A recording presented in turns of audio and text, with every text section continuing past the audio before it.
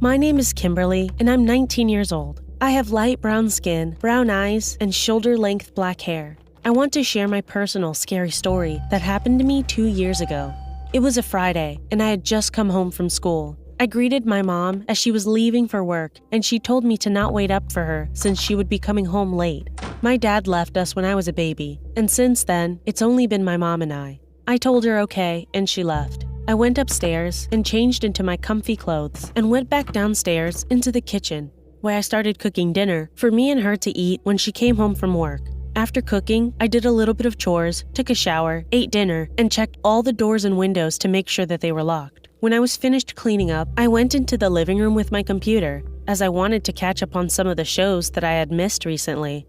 About 3 hours into watching my show, I heard our main door being opened and closed. I thought it was my mom, so I didn't pay attention and went back to watching my show. I had headphones in, so I couldn't hear my mom talking to me. Normally, she would have to come over to me, and that's when I felt someone was leaning over the couch I was sitting on. As I slowly lifted my head, I saw my mom looking down at me with her eyes open unnaturally wide and staring at me immensely. I asked her what was wrong, but she didn't respond, and as I kept looking at her, I felt like something was off about her. I couldn't tell exactly, but I just felt off about her. As I looked closely, I saw she wasn't wearing her nurse scrubs. I figured she probably went upstairs and changed before I could see her.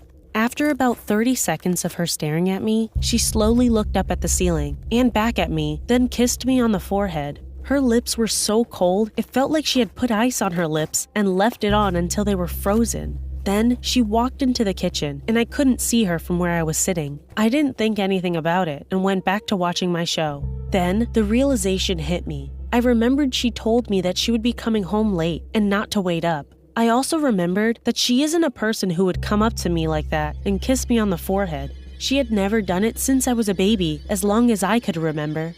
I was frozen for a minute, then I slowly picked up my phone and called her, hoping I would hear it ringing in the house somewhere. She picked up and asked me what was wrong. I asked her if she was home, but she said no and asked me if I was alright. I told her someone was in the house. I didn't tell her I saw her or something pretending to be her, but she told me to run to our next door neighbor while she called the police. She hung up to call them, and I got up and ran. When I was at the main door to go outside, I looked back into the hallway. It was her, in the dark. She was just standing there. I ran to our neighbor and knocked loudly. She opened up and let me in. I told her someone was in our house. After about 5 minutes of waiting for the police, I heard them coming. I was outside with my neighbor while we watched the cops entering my house. About 10 minutes later, a cop came up to me saying they didn't find anything or any trace of anyone trying to enter the house. I waited at my neighbor's house until late when my mom came home. It's been 2 years since this traumatizing event happened to me. We moved out of there a year ago, and I never told anyone, not even my mom, that I saw her doppelganger.